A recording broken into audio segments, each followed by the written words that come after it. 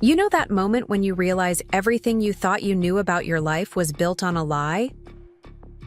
For me, that moment came on Christmas Eve, standing in my kitchen, staring at my husband's phone. I wasn't trying to snoop. I'm not that kind of person. But when Ryan's phone kept buzzing while he was supposedly upstairs with a terrible stomach bug, and I saw Jason's name flash across the screen repeatedly, something made me look. That single decision shattered the perfect snow globe of my life into a million glittering pieces. My name's Hannah Mitchell, and until last Christmas, I thought I had everything figured out. A marketing job I loved in downtown Denver, a modern townhouse in Cherry Creek that Ryan and I had spent years making our own, and what I believed was a rock-solid marriage. The kind where you finish each other's sentences and know exactly how the other takes their coffee. Ryan was the guy who'd sweep snow off my car on cold Colorado mornings before I headed to work, the man who'd surprised me with a trip to Europe for our 5th anniversary. At least, that's who I thought he was. I remember that morning so clearly. December 24th, the kitchen counter covered in cookie dough and flour as I prepared for our annual family Christmas celebration. The Rocky Mountains were visible through our window, their peaks dusted with fresh snow, looking like something straight off a holiday card. My sister Emma had already texted me 5 times about bringing the right wine for Mom's turkey, and I could practically hear my dad's terrible Christmas jokes already. Everything was perfect, or so I thought. Ryan had been acting strange for weeks leading up to Christmas. Little things at first. Working late more often, being distracted during dinner, taking calls in another room. I brushed it off as end-of-year stress at his tech startup. But when he came downstairs that morning, clutching his stomach and looking pale, claiming he was too sick to make the 45-minute drive to my parents' house in Boulder, something felt off. Maybe it was the way he wouldn't meet my eyes, or how his symptoms had appeared conveniently right before we were supposed to leave. I offered to stay home with him, of course. That's what wives do, right? But he insisted I go without him. "Don't disappoint your family," he said, his voice weak but somehow rehearsed. "I just need to sleep it off." I almost believed him. Almost. It was his phone that gave him away. As I was packing up the cookies and gifts, getting ready to leave, his phone kept lighting up with notifications. Jason Cooper, his best friend from work, was apparently very concerned about my sick husband. The messages kept coming, preview snippets appearing on the screen. "Dude, we're all here. Sure Hannah bought it? Best powder of the season." My hands trembled as I picked up his phone. I've never been the snooping type. I've always believed trust is the foundation of any relationship. But in that moment, standing in my flour-dusted kitchen with Christmas music playing softly in the background, something made me swipe open those messages. What I found turned my world upside down. Photos, dozens of them. Ryan, Jason, and their other friends at Vail Ski Resort, certainly not looking sick at all. Timestamps from just an hour ago, plans made weeks in advance, jokes about the perfect excuse to skip another boring family Christmas. My husband wasn't sick in bed upstairs. He was carving through fresh powder on the slopes, laughing with his friends about how easily I'd fallen for his lie. I stood there, staring at those photos, feeling like I'd been plunged into the icy Colorado water. This wasn't just about missing one Christmas celebration. This was about years of little lies, subtle manipulations, and disrespect for my family that I'd somehow missed or excused. How many other times had he lied to me? How many other sick days or late meetings were covers for something else? The worst part wasn't even the lie itself. It was the casual cruelty of it. The way he and his friends had joked about it. Like my family's Christmas tradition was some kind of burden to be avoided rather than the warm, loving celebration it had always been. I thought about my mom staying up late to prepare her famous turkey, my dad carefully selecting wines to pair with dinner, Emma and her husband driving in from Fort Collins with their kids, all of them expecting us, looking forward to having the whole family together, I didn't confront him right away. Instead, I did something that surprised even me. I carried on as if everything was normal. I climbed the stairs to our bedroom, where I could hear him fake coughing as soon as my footsteps creaked on the floorboards. "I'm heading out, honey." I called through the door, my voice steady despite the storm raging inside me. "I left some soup on the nightstand. Hope you feel better." His muffled "thanks, babe" was the last straw. The casual endearment, the continued lie. It was too much. I walked down those stairs, past our perfectly decorated Christmas tree, and got into my car. But I didn't drive to Boulder. Instead, I found myself pulling into the parking lot of Mountain Brew, the coffee shop where my best friend Olivia worked. Olivia took one look at my face as I walked in and immediately called for her break. We sat in a quiet corner, the smell of peppermint, mochas and fresh-baked scones surrounding us, as I showed her the photos on my phone, screenshots I'd taken of Ryan's messages. Her reaction confirmed what my heart already knew. This wasn't something I could just brush aside. "Hannah," she said, reaching across the table to squeeze my hand, "this isn't about Christmas. This is about respect, about honesty, about the kind of marriage you deserve." She was right, of course. Olivia had always been right about Ryan, though I'd never wanted to hear it. The subtle warnings she'd tried to give me over the years came flooding back. Her concerns about how he'd isolate me from friends, how he'd make snide comments about my family, how he'd dismiss my feelings as oversensitive.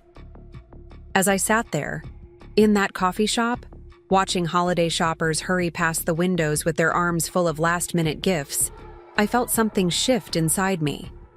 The hurt was still there, but something else was emerging. Anger, yes, but also clarity.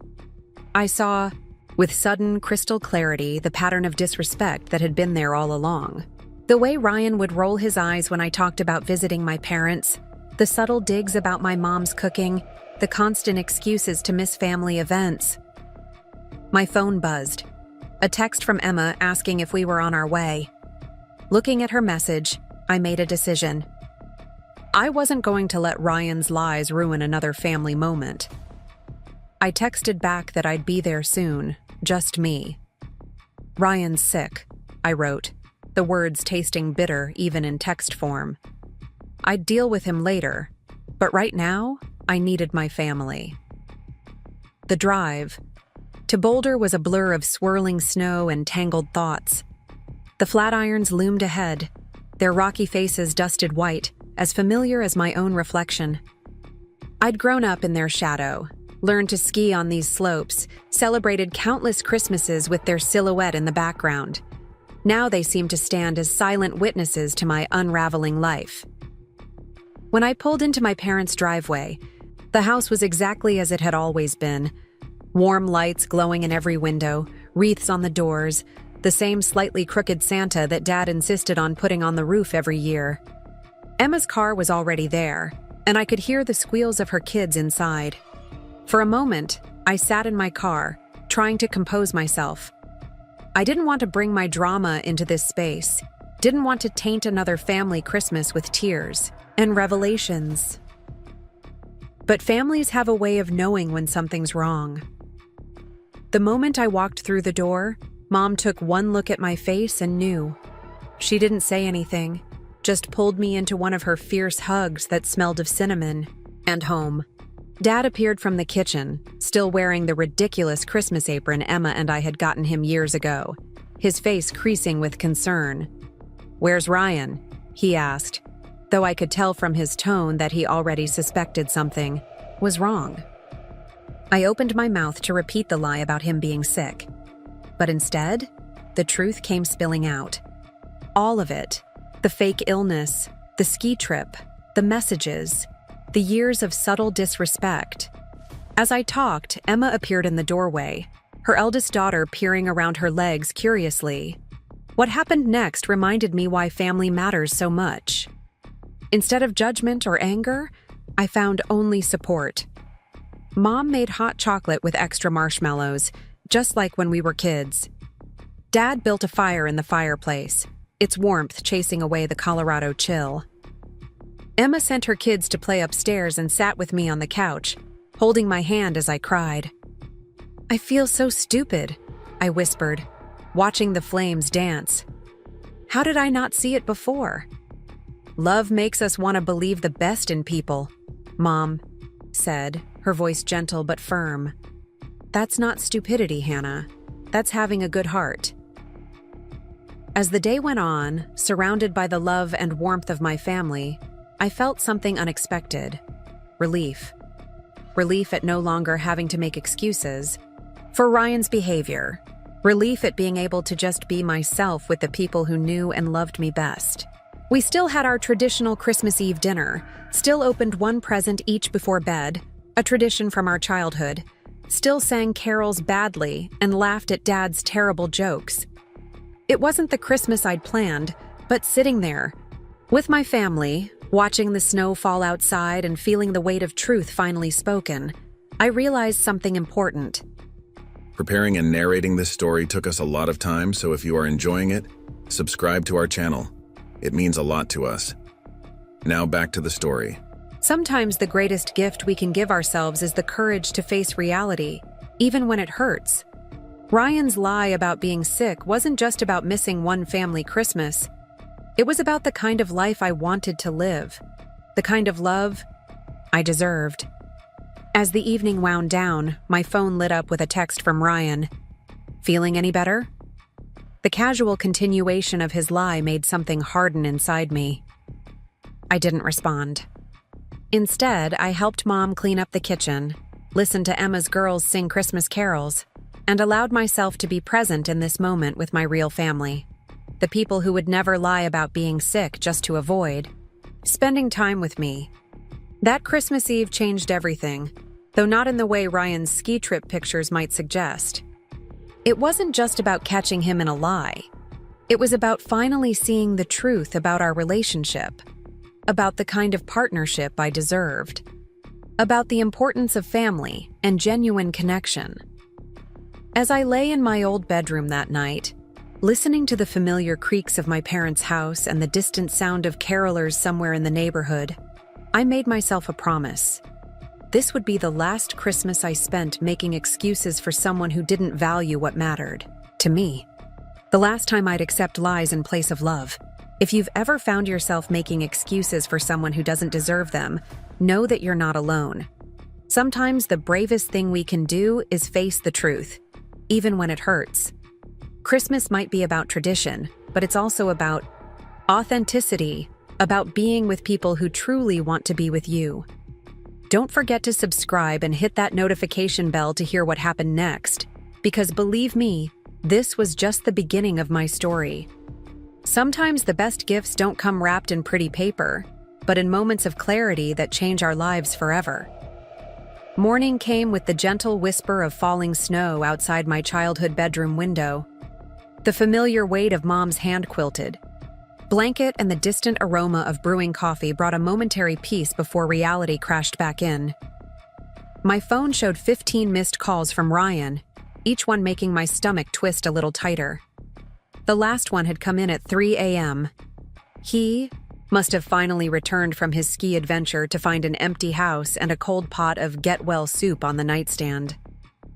The house was quiet as I made my way downstairs, each creaking floorboard a familiar note in the symphony of home. Dad was already up, standing at the kitchen window with his Denver Broncos mug, watching cardinals flit around the bird feeder he'd built last summer. He didn't turn when I entered, just reached for another mug and poured me coffee, adding just the right amount of cream. Some things fathers never forget. "Your mother's still sleeping," he said softly, finally turning to face me. "She was up. Late, worried about you." The guilt must have shown on my face because he quickly added, "Not that you need to feel bad about that. Worrying is what mothers do best, especially on Christmas morning." I sank into one of the kitchen chairs, wrapping my hands around the warm mug. Through the window, I could see the neighbors' Christmas lights still twinkling in the pre-dawn. Darkness, creating little halos in the falling snow. It felt surreal to be sitting here, in this familiar space, while my life in Denver was imploding. "Dad," I started, but my voice caught. He waited patiently, the way he always had when I was struggling to find the right words. "How did you and Mom make it look so easy? All these years, all those Christmases?" I thought Ryan and I had that kind of love. Dad set his mug down and pulled out the chair next to me. "Oh, sweetie," he sighed. "Nobody's love looks easy. From the inside. Your mother and I had our rough patches too. But here's the difference. We both showed up, even when it was hard. Especially when it was hard." The buzz of my phone interrupted us. Another call from Ryan. I silenced it, watching as his smiling contact photo faded to black. The photo had been taken last summer at Garden of the Gods, his arm around me, both of us squinting in the Colorado sun. We looked happy. We looked real. "He's going to have quite the story prepared," Dad said, nodding at my phone. "Men like that always do." Before I could respond, the sound of little feet thundering down the stairs announced the arrival of Emma's kids. The quiet moment shattered as Jamie and Lily burst into the kitchen, still in their Christmas pajamas, excitement radiating from them like heat. "Aunt Hannah, it's Christmas. Santa came." Their enthusiasm was infectious, and for the next few hours, I let myself get lost in the magic of Christmas morning through their eyes. We opened presents, exclaimed over every gift, and ate Mom's traditional breakfast casserole. Emma kept shooting me concerned glances, but I shook my head slightly. Not now. This moment was for joy, not for dissecting my crumbling marriage. It wasn't until later, when the kids were occupied with their new toys and Mom and Emma were preparing Christmas dinner, that I finally checked my messages.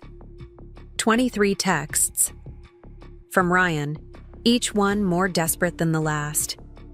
The final one made my blood run cold. "I'm coming to your parents' house. We need to talk." Panic rose in my throat. The idea of him here, in this safe space, trying to explain away his lies, with my family watching, it was too much. I must have made some sort of sound because Emma appeared at my side, reading over my shoulder. "Oh, hell no," she said, her voice hard. "He doesn't get to ruin Christmas twice." She grabbed my phone and started typing before I could stop her. "Emma, don't." "Too late," she said, handing the phone back. I looked at what she'd written. "Don't bother coming. I saw the photos from Vail. Enjoy the fresh powder. I hope it was worth it." I wasn't ready to confront him, I whispered, but even as I said it, I knew she was right. Putting it off wouldn't make it any easier. The response was immediate. "Photos? What photos?" "Hannah, you're overreacting. I can explain everything." A bitter laugh escaped me. Of course he'd try to deny it, even with evidence. Classic Ryan, always thinking he could talk his way out of anything. But this time, there would be no talking his way back into my good graces. Mom appeared in the doorway, wiping her hands on her apron. "Hannah, sweetie, there's someone here who might be able to help." She stepped aside to reveal Grace Chen, our old neighbor from when we were kids. Grace had become a family law attorney, specializing in divorce cases. The sight of her standing there in her holiday sweater, looking professional even on Christmas Day, made everything suddenly feel very real. "I hope you don't mind," Mom said softly. "I called her this morning. Just in case you wanted to talk to someone who knows the legal side of things." I should have felt ambushed, but instead, a wave of gratitude washed over me. My family wasn't just offering emotional support. They were helping me prepare for whatever came next. Grace sat with me in Dad's study, the room warm from the crackling fireplace, and listened as I laid out everything. Not just Ryan's Christmas deception, but all the little lies and manipulations that had led to this point. "Financial records," she said finally, making notes on her phone. "That's where we'll start. Men like Ryan, they usually leave a trail. The ski trip probably wasn't the first time he spent money behind your back. She was right, of course. Once I started thinking about it, there were so many questionable expenses. So many times Ryan had been vague about where money was going. Had I been naive or just willfully blind? The sound of a car door slamming outside made us all freeze. Through the study window, I could see Ryan's Tesla parked at the curb, its sleek black surface dusted with snow. He'd actually done it, driven all the way to Boulder, probably breaking several speed limits in the process. "You don't have to talk to him," Grace said firmly. In fact, I'd advise against it right now. But I was already standing, smoothing down my Christmas sweater with trembling hands. "Yes, I do," I said. "But not alone." Emma appeared at my side, her hand slipping into mine. "Never alone," she agreed. Dad moved to stand by the front door, his expression stern. Even Mom's usual welcoming demeanor had hardened into something protective. The doorbell rang, its cheerful tone jarring against the tension in the room. Through the frosted glass, I could see Ryan's silhouette, shifting from foot to foot the way he did when he was nervous. For a moment, I was transported back to another Christmas years ago, when he'd stood on this same porch, asking my father's blessing to propose. Dad opened the door, but didn't step aside to let Ryan in. "Now's not a good time," he said, his voice carrying an authority I remembered from my teenage years. "With all due respect, sir," Ryan started, trying to peer around Dad's shoulder. "I need to speak to my wife." "Your wife," Emma called out, not bothering to hide her disdain, "doesn't want to speak to you. How was the skiing?" Ryan's face went pale, then red. "Hannah," he called out, "baby, please. This is all a misunderstanding. If you'd just let me explain." I stepped forward, feeling stronger with my family around me. "Explain what, Ryan? The fake illness? The secret ski trip? The texts joking about how gullible I am?" My voice was steady, surprising even me. "Or should we go back further? Explain all the other lies? All the times you've manipulated me?" He had the audacity to look wounded. "I never meant to hurt you. The guys had been planning this trip for months, and I knew you'd be upset if I missed Christmas with your family. I just wanted to avoid an argument." "So you lied," I said flatly. "You made me feel guilty for wanting to leave my sick husband alone on Christmas. You let me worry about you while you were out having fun with your friends. Do you have any idea how cruel that is?" "It was just one Christmas," he protested weakly. "No," I said, feeling clarity wash over me like a wave. "It was just the last Christmas, the last lie. The last time I let you make me feel like I'm asking for too much by wanting my husband to be part of my family." Grace stepped forward then, her presence adding weight to my words. "Mr. Mitchell, I suggest you leave now. Any further communication can go through proper legal channels." Ryan's eyes widened as he recognized her. "Legal channels? Hannah, you can't be serious. Over one little white lie?" "It wasn't little, and it wasn't white," I said. "It was calculated, cruel, and it showed me exactly who you are. Someone who would rather lie than deal with reality. Someone who doesn't respect me or my family enough to be honest." The snow was falling harder now, collecting on Ryan's expensive coat. He looked lost, standing there on the porch where we'd shared so many moments. Part of me ached to comfort him, to fall back into familiar patterns, but a stronger part knew that this moment was necessary. Not just for me, but for him too. "Go home, Ryan," I said quietly. "I'll have my lawyer contact yours after the holidays." "This isn't you, Hannah," he tried one last time. "This isn't us. We can work through this." "No," I replied. "This is exactly me. Finally." I stepped back, and Dad closed the door firmly, shutting out the cold and my soon-to-be ex-husband. We stood there in silence for a moment, listening to Ryan's car start up and pull away. Then Emma wrapped her arms around me, and Mom appeared, with a fresh mug of hot chocolate, and Grace started explaining next steps in a gentle voice. Outside, the snow continued to fall, covering everything in a clean white blanket. Later that night, after Grace had gone home with promises to meet next week, after the kids had finally crashed from their sugar high, after Mom and Emma had gone to bed, I sat with Dad by the fireplace. The Christmas tree lights twinkled softly, and somewhere in the distance, church bells were ringing. "You know what's funny?" I said, watching the flames dance. I kept thinking about how this Christmas was ruined, but sitting here now, I realize it might be the most important Christmas of my life. The Christmas I finally stood up for myself. Dad reached over and squeezed my hand. "Sometimes the best gifts come wrapped in unexpected packages," he said wisely. "Even when those packages hurt like hell to open."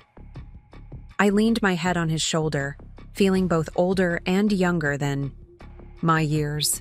Tomorrow would bring challenges, lawyers and paperwork, moving out and moving on. But tonight, in this moment, I was exactly where I needed to be.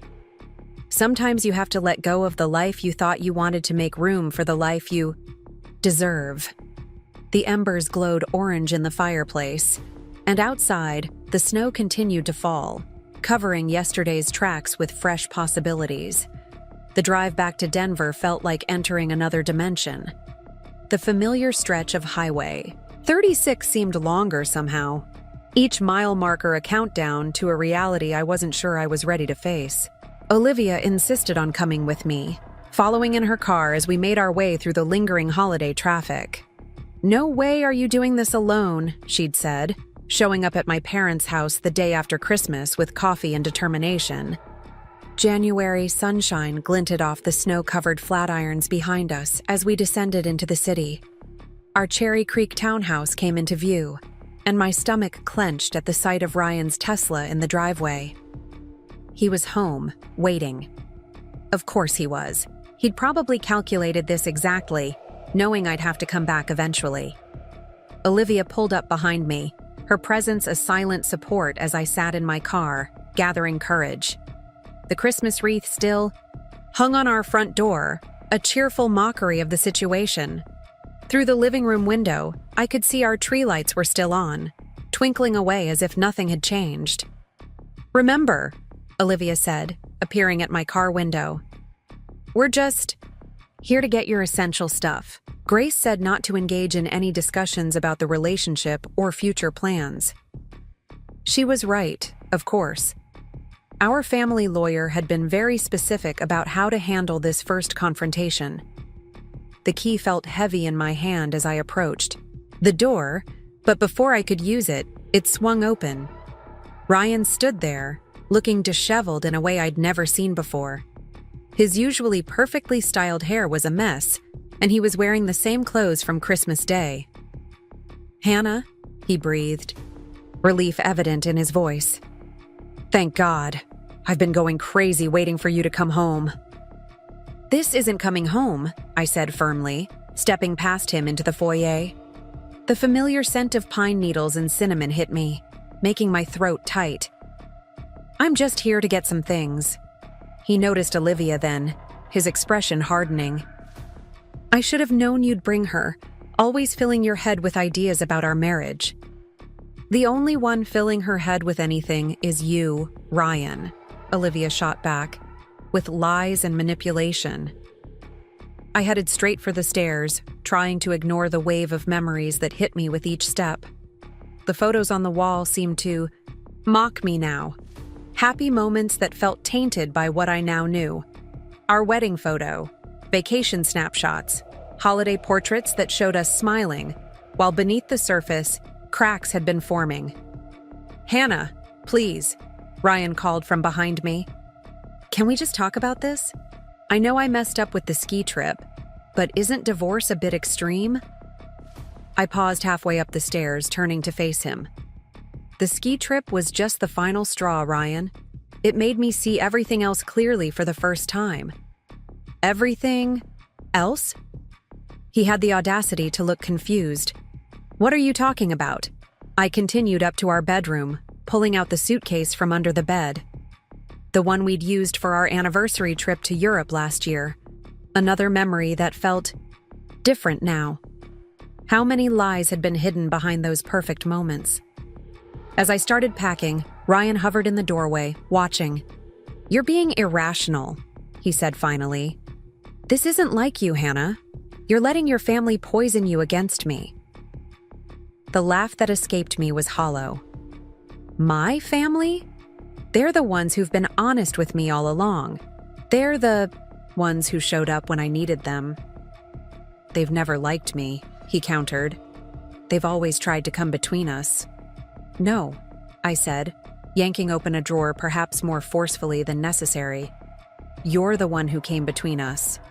Every time you made an excuse to skip family events, every time you rolled your eyes when I talked about visiting them, every time you made me feel guilty for wanting to spend time with the people I love." Olivia appeared behind Ryan, her arms full of toiletries from the bathroom. "Here's your stuff," she said, placing them in my suitcase. Her presence seemed to agitate Ryan further. "This is private," he snapped at her. "Between me and my wife." "Ex-wife," I corrected, the words tasting strange but necessary. "And nothing's private anymore, Ryan. Not after you shared our marriage problems with your skiing buddies, making jokes about how easily you could deceive me." He ran his hands through his hair, a gesture I once found endearing but now saw as calculated, part of his arsenal of manipulative moves. "Those were just jokes, Hannah. Guy talk. You're taking everything so personally." "Personally?" I stopped packing to stare at him. "You lied to my face. You manipulated my feelings. You turned my concern for you into a tool to get what you wanted. How else should I take it?" Moving to the closet, I started pulling out clothes, trying not to notice how our hangers alternated. His suits next to my dresses, a visual representation of our intertwined lives. Each item I removed left a gap, like missing teeth in a smile. "What about the house?" he asked, changing tactics. "The life we've built here? You're just going to throw it all away?" "The house?" I turned to face him. "You mean the house we bought with the money from my grandfather's inheritance? The one you insisted we put in your name for tax purposes?" Grace's preliminary investigation had already turned up some interesting findings about our property arrangements. Ryan's face changed, a flicker of something worry crossing his features. "That was just smart financial planning. You agreed to it." "I agreed to a lot of things, Ryan, because I trusted you, because I thought we were partners." I zipped up the suitcase, the finality of the sound echoing in the room. "But partners don't lie to each other. They don't manipulate each other. And they certainly don't mock each other behind their backs." Moving to my jewelry box, I began sorting through the pieces, separating what was mine before marriage from what he'd given me. My hands paused over my engagement ring, still sitting in its usual spot where I'd left it Christmas Eve. The diamond caught the winter sunlight, sending tiny rainbows dancing across the walls. "Keep it," Ryan said, noticing my hesitation. "It was always meant for you. Like your honesty was meant for me?" I placed the ring on his dresser. "I don't want anything from you anymore, Ryan. Not your rings, not your excuses, not your version of love." Olivia appeared again, this time with a box of photo albums and personal mementos from the living room. "Car's loaded with the first batch," she reported. "Ready for this whenever you are." Ryan made one last attempt, stepping closer to me. "Hanny," he said softly, using the nickname he knew I loved. "We can work through this. Couples counseling, maybe. I'll do whatever it takes." For a moment, I almost wavered. The familiar pull of his presence, the comfort of the known versus the terrifying unknown ahead of me. It would be so easy to give in, to accept his excuses, to try to rebuild what was broken. But then I remembered the text messages, the casual cruelty of his jokes with his friends. The years of subtle manipulation I was only now beginning to recognize. The way he'd made me doubt my own feelings, my own worth. "The thing is, Ryan," I said, picking up my suitcase, "I don't think you know what whatever it takes means. To you, it's just another line, another manipulation. You're not sorry you lied. You're sorry you got caught." He didn't try to stop me as I walked past him, down the stairs that had heard so many of our conversations, past the kitchen where we'd shared countless meals, through the living room where we'd dreamed of our future. Olivia followed close behind, a silent guardian against my wavering resolve. At the door, I turned for one last look. Ryan stood at the foot of the stairs, looking lost in his own home. For a moment, I saw him as he truly was. Not the confident, successful man I'd married, but someone who had built his life on carefully constructed lies. "I'll have Grace contact your lawyer about arrangements for the rest of my things," I said, my voice steady. "Please don't try to contact me directly." Outside, the January air was crisp and clean, burning my lungs as I took deep breaths. Olivia squeezed my shoulder before heading to her car, giving me a moment alone. I looked up at the house, our house, with its perfect exterior and its hollow heart. Like our marriage, it had looked beautiful from the outside. But foundations built, on lies eventually crumble, no matter how pretty the facade. The drive to Olivia's place was quiet, my mind too full for conversation. We passed familiar landmarks, the coffee shop where Ryan and I had our first date, the park where he proposed, the restaurants that held countless memories. Each one felt different now, viewed through the lens of truth. It wasn't until we were unloading the cars that I finally broke down, sitting among boxes of my dismantled life on Olivia's driveway. She held me while I cried, my tears freezing in the winter air. "You know what the worst part is?" I managed between sobs. "I keep thinking about all the red flags I ignored, all the times I made excuses for him. How did I not see it?" "Because you saw what you wanted to see," Olivia said gently. "What he wanted you to see. That's what manipulators do. They show you a reflection of your own hopes." Looking up at the winter sky, so bright and clear it hurt, I realized she was right. I had been complicit in my own deception, choosing to believe the beautiful lie over the ugly truth. But that was over now. As we carried boxes into Olivia's guest room, my new temporary home, my phone buzzed with a text from Emma. "How are you holding up, sis?" Attached was a photo from Christmas morning, me surrounded by family, smiling despite everything. That's when it hit me. I wasn't just leaving a house or a marriage. I was leaving behind a version of myself that I'd outgrown.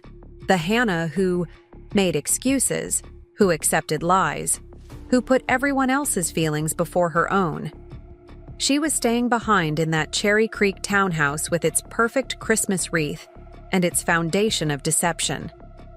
The woman unpacking her life into Olivia's guest room was someone new, someone stronger, someone who knew that real love doesn't require lies, that real partnership doesn't thrive on manipulation, that real happiness can't be built on a foundation of deception. Outside, Denver's winter sun was setting behind the mountains, painting the sky in shades of pink and gold. Another day ending, another beginning on the horizon. I might not know exactly what lay ahead, but for the first time in years, I was facing it with complete honesty, both with myself and the world. The truth might have arrived wrapped in pain, delivered on a Christmas morning I'd never forget. But it was still the greatest gift I could have received. Because sometimes, falling apart is just the first step to falling into place. Grace's office overlooked the Denver skyline, the mountains a pristine backdrop against the winter morning. 2 weeks had passed since I'd moved out, and each day brought new revelations. I sat across from her desk, watching as she spread documents across its polished surface, each paper another piece of the puzzle I'd been too blind to see. "We've been going through your financial records," Grace said, her voice carefully neutral. "There are some irregularities you need to be aware of." She slid a stack of bank statements toward me, certain transactions highlighted in yellow. Each mark felt like a tiny betrayal, a breadcrumb trail leading to a truth I wasn't sure I was ready to face. My eyes caught on a series of transfers to an account I didn't recognize. Regular payments, always on the 15th of each month, going back years. "What are these?" I asked, though something in my gut already knew the answer wouldn't be simple. "That's what we're trying to figure out," Grace replied, pulling up another document on her computer. "The account belongs to a holding company registered in Wyoming. Very private, very discreet. But here's where it gets interesting." She turned the screen toward me, showing property records. The company owns a condo in Vail, purchased 3 years ago. The room seemed to tilt slightly. 3 years ago? But Ryan always said we couldn't afford a vacation property. My mind flashed to all the times I'd suggested we invest in a mountain getaway, all the explanations about being financially prudent. "There's more," Grace continued, her expression softening.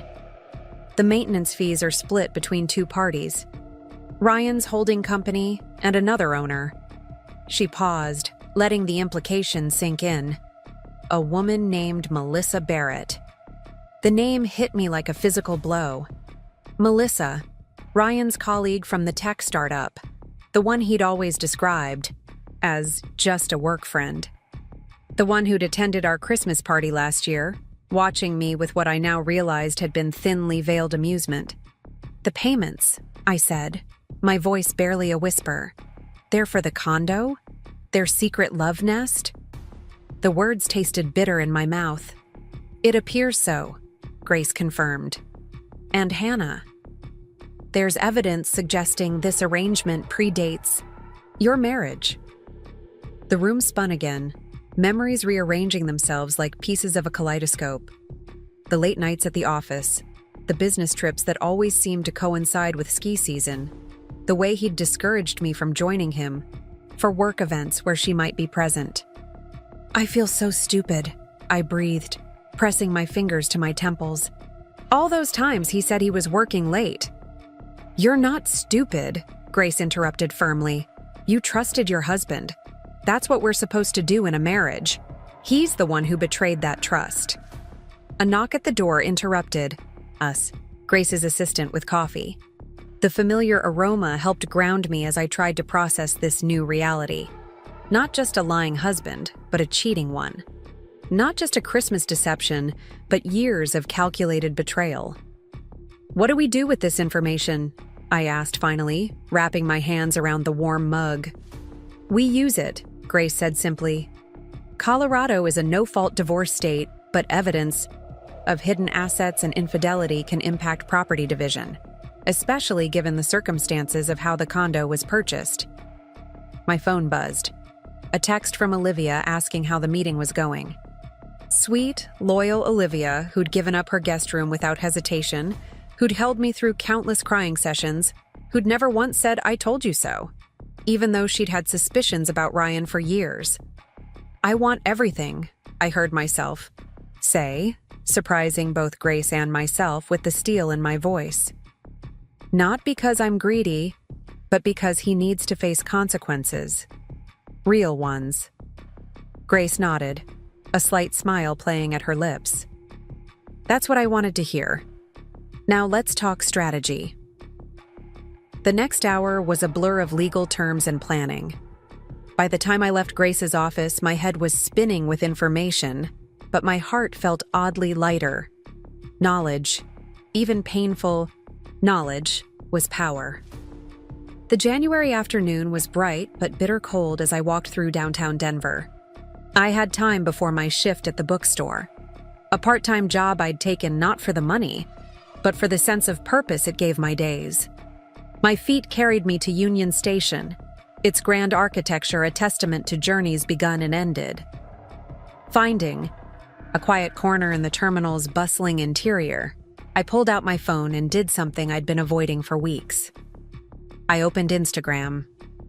Ryan's profile was still public, still filled with carefully curated images of our life together. But now I scrolled back, looking at old photos with new eyes. There she was, Melissa, in the background of countless work event photos. Always perfectly positioned, always somehow managing to be near Ryan.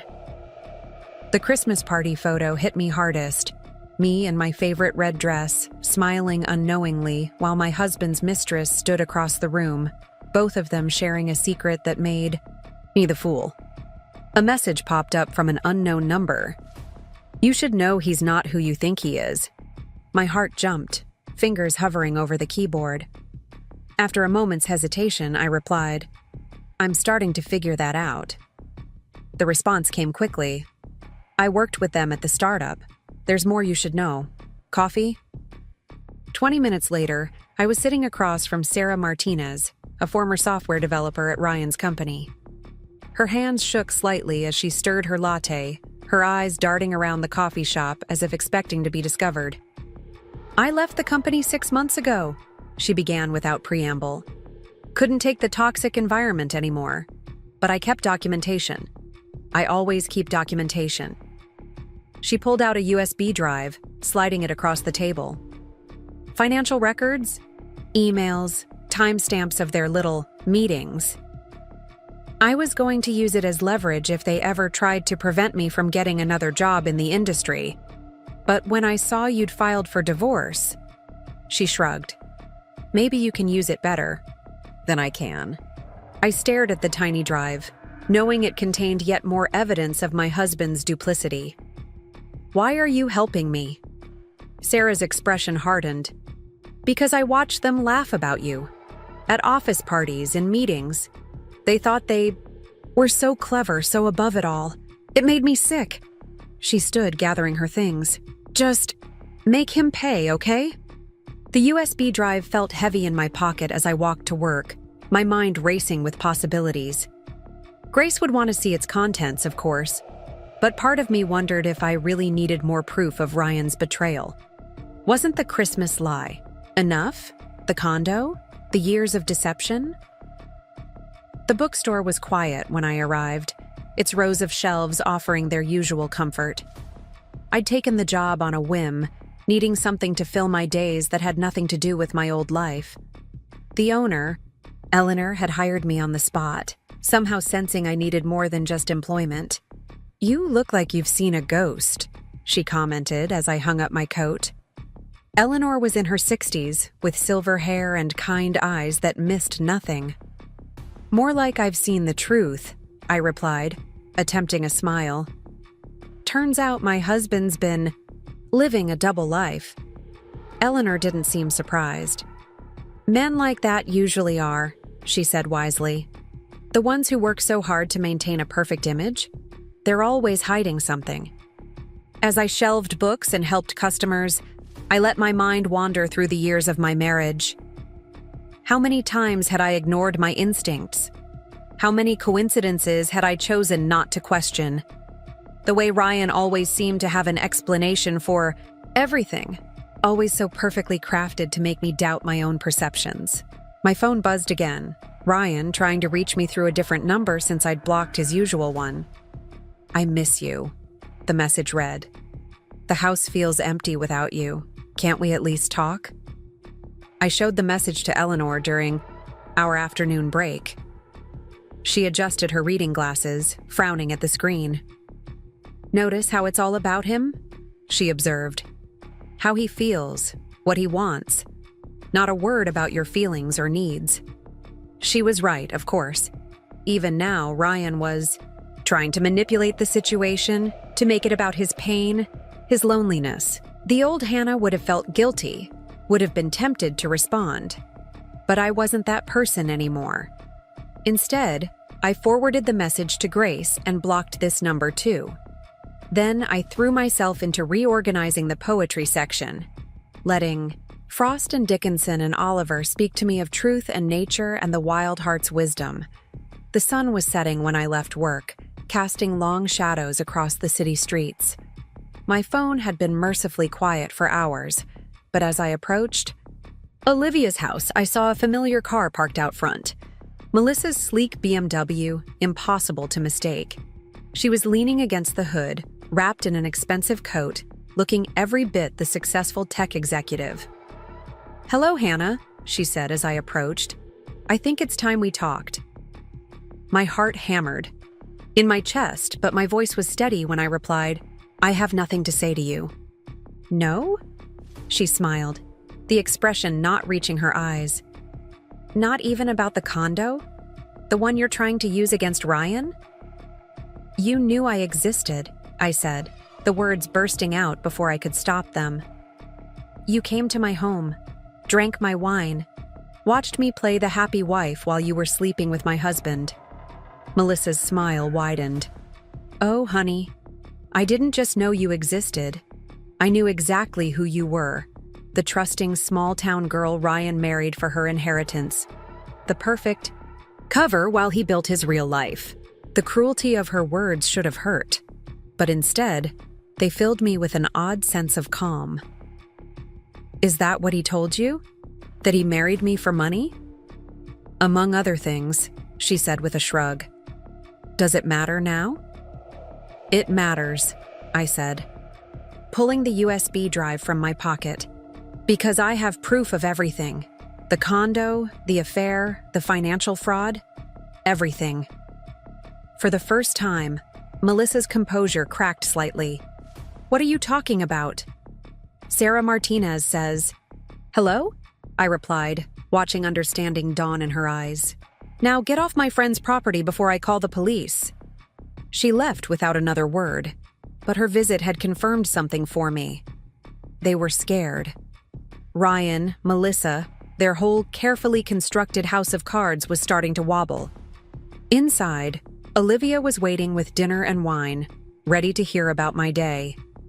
As I recounted everything, Grace's discoveries, Sarah's USB drive, Melissa's visit, I felt something shifting inside me. The last traces of doubt, of misplaced loyalty, were falling away. "You know what's strange?" I said, curled up on Olivia's couch later that night. "I'm not even sad anymore. I'm angry. And maybe that's better." "Anger can be clarifying," Olivia agreed. "It burns away the fog of manipulation."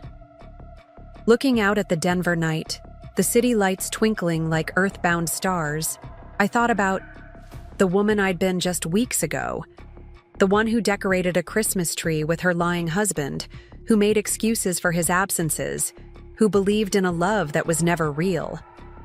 That woman was gone, transformed by truth and betrayal into someone stronger, clearer, more certain of her worth. The pain wasn't over, I knew that. There would be more revelations, more battles, more moments of doubt. But sitting there in my friend's warm living room, surrounded by boxes of my old life and plans for a new one, I felt something I hadn't expected. Hope. Not for reconciliation or second chances, but for the possibility of building something true from the ashes of all these lies. The night stretched out before me, full of possibilities I'd never imagined when I was Ryan's wife. Tomorrow would bring more meetings with Grace, more evidence to sort through, more steps toward freedom. But tonight, I let myself rest in the knowledge that the hardest part was over. I'd faced the truth and I'd survived. February arrived with a blanket of fresh snow and unexpected news. I was organizing new arrivals at the bookstore when Grace's name flashed across my phone screen. My heart quickened. She never called during business hours unless something important had happened. "We found something in the USB drive," she said without preamble. "Hannah, you need to come to my office. Now." Eleanor took one look at my face and shooed me out the door, telling me to take the rest of the day. The walk to Grace's office was a blur of swirling snow and racing thoughts. What could be so urgent that it couldn't wait? Grace wasn't alone when I arrived. A man in a crisp suit sat across from her desk, his expression grave. "Hannah, this is Marcus Wheeler from the SEC. Grace introduced him. He's very interested in what we found in those files. My mouth went dry. The Securities and Exchange Commission? This was bigger than a cheating husband and a secret condo. Much bigger. Mrs. Mitchell, Marcus began, then caught himself. Ms. Thompson, sorry. We've been investigating your husband's company for some time. The information on that drive. It confirms what we suspected. The next hour was a crash course in securities fraud, insider trading, and corporate manipulation. Ryan hadn't just been lying to me about Melissa. He'd been lying to everyone. Using inside information to trade stocks, manipulating company valuations, creating fake accounts to hide money. The condo was just the tip of the iceberg, Grace explained gently. They were using it to launder money from their illegal trades. That's why it was purchased through shell companies. My head spun as I tried to process this information. The man I'd married, who'd seemed so successful, so honest in his business dealings, was nothing but a fraud. A criminal who'd built his fortune on lies and deception. "We'll need your cooperation," Marcus said, sliding a folder across the desk. "Your testimony could be crucial in building our case." I stared at the folder, thinking about all the dinner parties where Ryan had boasted about his business acumen, all the times he'd dismissed my questions about his work as too complicated for me to understand. Had any of it been real? "What do you need from me?" I heard myself ask. The snow had stopped by the time I left Grace's office, but the cold had settled deep into my bones. I walked aimlessly through downtown Denver, past the office buildings, where Ryan had built his house of cards, past the restaurants where we'd celebrated his supposed successes. My phone buzzed, Emma checking in as she did every day. "Hey, sis, you okay? You missed our morning text." I ducked into a coffee shop, ordering a lavender latte before calling her back. The warmth of the cup in my hands helped steady me as I told her everything. "That absolute bastard," Emma breathed when I finished. "Hannah, you know what this means, right? He didn't just lie to you about Christmas or Melissa. He lied about everything." "I know," I said, watching people hurry, past the window, wrapped up in their own lives, their own truths and lies. The funny thing is, I'm not even surprised anymore. It's like, once you see through one lie, all the others become clear too. "Mom and Dad are going to flip," Emma said. "Especially Dad. You know how he feels about financial fraud. Our father, with his strict moral code and unwavering honesty in his own business dealings, would indeed be devastated. Not just for me, but for all the people Ryan had deceived and potentially hurt." "I can't tell them yet," I said. "The SEC investigation is confidential. I'm not supposed to tell anyone except immediate family." "Secrets safe with me," Emma promised. "But Hannah, are you okay? Really okay?" I thought about it, stirring my cooling latte. "I think I am. You know what's strange?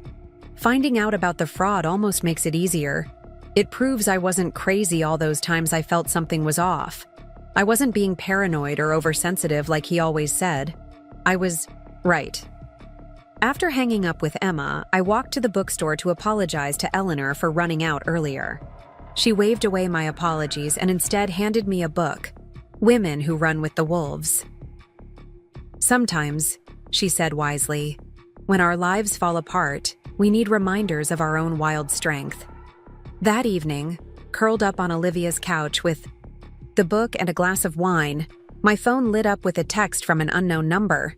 My heart stopped when I opened it. A photo of Ryan and Melissa at what looked like a business dinner, clearly taken recently. The message below read, "Thought you should see this.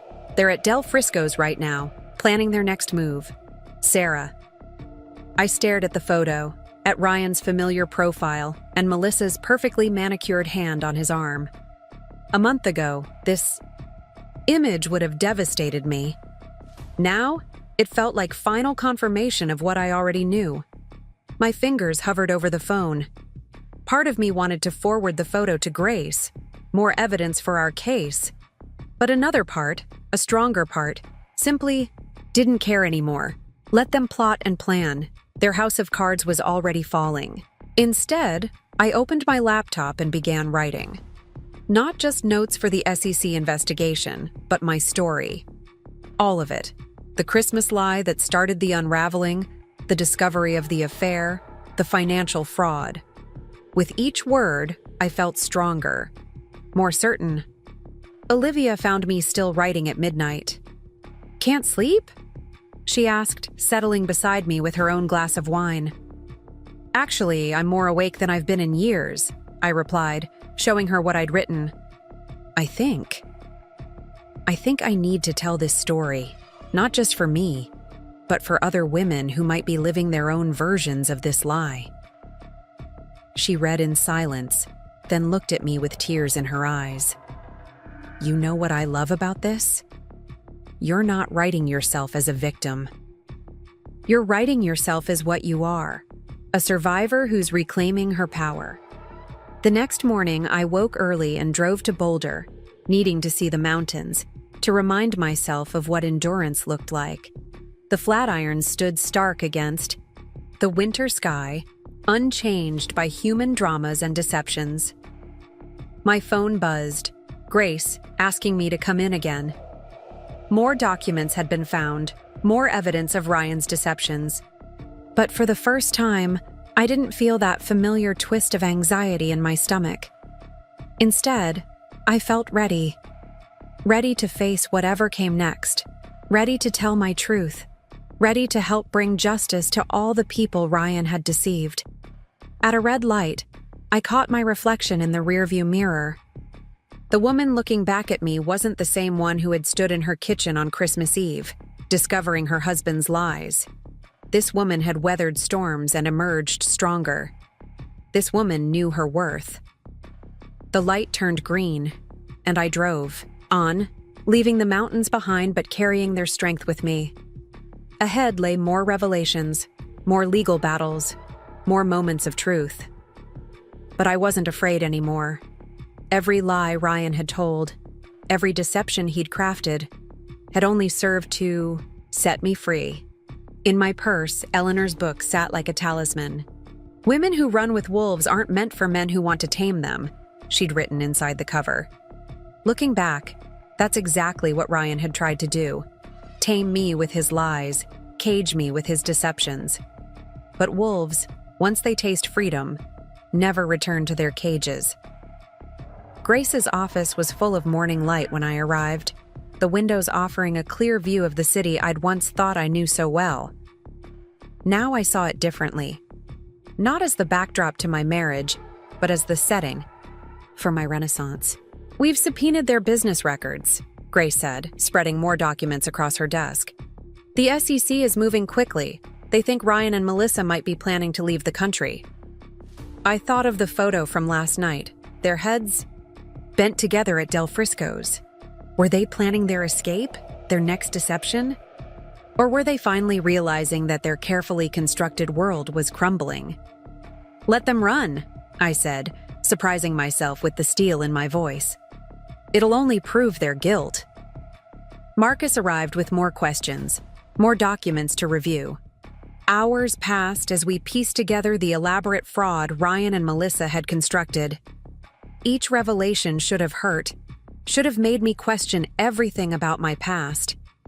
Instead, I felt oddly detached, like I was reading about strangers. "You're handling this remarkably well," Marcus observed during a break. "Most people in your situation, they struggle with accepting the truth." I thought about that as I walked home that evening, taking the long way through Washington Park. The truth had been there all along, hadn't it? In Ryan's subtle manipulations, in his careful lies, in the way he'd always made me doubt myself. The park was quiet, the fresh snow muffling my footsteps. Couples walked hand in hand, dogs chased balls, children built snowmen. Normal life continuing while my world transformed. But wasn't that always the way? We think our personal earthquakes should shake the whole world, but they only shake us free. My phone buzzed. Another text from Ryan. "Please, Hannah, we need to talk. There's so much you don't understand." I laughed out loud, startling a nearby squirrel. The irony was almost too perfect. Now he wanted me to understand, when understanding was exactly what had set me free. Back at Olivia's, I added the text to my growing document. Every lie, every manipulation, every moment of gaslighting. It was all there in black and white. Not just a record for the SEC, but a map of my journey from deception to truth. "You should publish it," Olivia said, reading over my shoulder. "Your story could help so many women." "Maybe," I said, thinking of all the other wives out there, living with their own Ryans, believing their own lies. But first, I need to finish living it. The night deepened around us, stars appearing one by one above the city. Somewhere out there, Ryan and Melissa were probably still plotting, still believing they could talk or charm or lie their way out of this situation. But their time was running out. As for me, my time was just beginning.